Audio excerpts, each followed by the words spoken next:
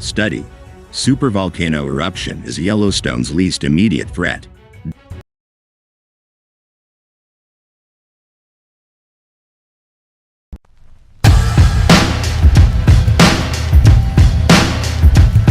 Despite an explosive summer in Yellowstone National Park, marked by eruptions of thermal features that shattered boardwalks and sent visitors fleeing from eruptions of black water, mud and rock, a new study provides some reassurance. Researchers have confirmed that the park's famed supervolcano is unlikely to erupt anytime soon. According to an analysis published last week in the journal Nature, although a large amount of magma resides beneath the Yellowstone Caldera, it is stored in small, discrete pockets rather than in a flowing reservoir, making a major eruption less likely.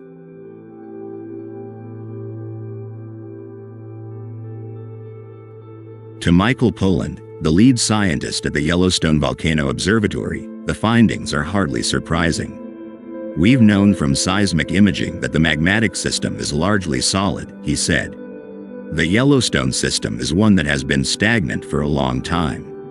The volcano's largest eruption, which earned it the nickname supervolcano, occurred 2.1 million years ago.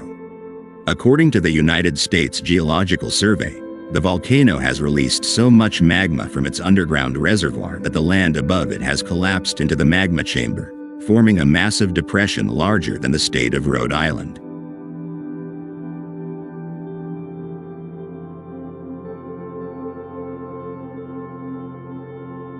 This massive crater, known as a caldera, is about 50 miles, 80 kilometers, long, 40 miles, 65 kilometers, wide, and hundreds of feet, 100 meters, deep, extending from the outside of the park to its central area, according to the USGS.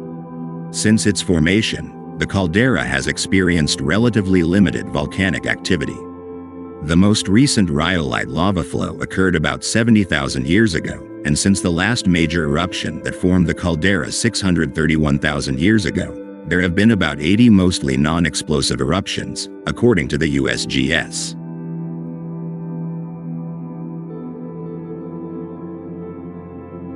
Poland says that for the volcano to erupt again, Yellowstone's magmatic system would need to undergo significant rejuvenation, likely driven by the heat energy from magma intrusion into the current stagnant magma body. Now, the good news is that such an event would be accompanied by a whole host of changes. We're going to see seismicity, we're going to see very intense ground deformation and changes in thermal emissions and gas emissions, he said.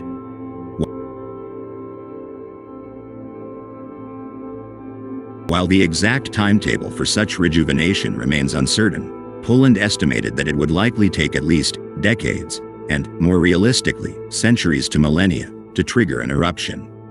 We're probably going to see very abundant activity for quite a long time before we have an eruption, he said.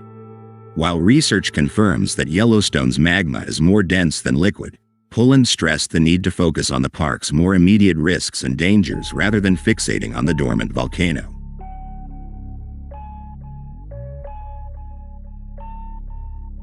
"I kind of hope that it doesn't become a clickbait story," he said.